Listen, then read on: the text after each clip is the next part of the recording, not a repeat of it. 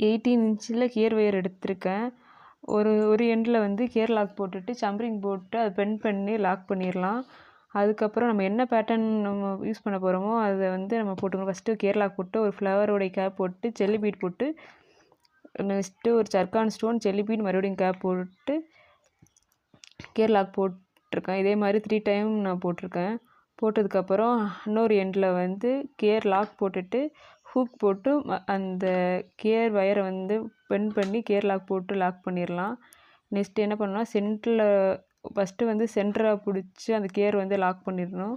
அதுக்கப்புறம் இந்த சைடில் இருக்கிறதையும் நம்ம லாக் பண்ணி எடுத்துக்கலாம். அடுத்ததுக்கப்புறம் செகண்ட் அதே மாதிரி நம்மளுக்கு எவ்வளோ டிஸ்டன்ஸில் வேணுமோ கரெக்டாக பிளான் பண்ணி வச்சுட்டு மறுபடியும் கியர் லாக் வந்து பண்ணிடலாம்.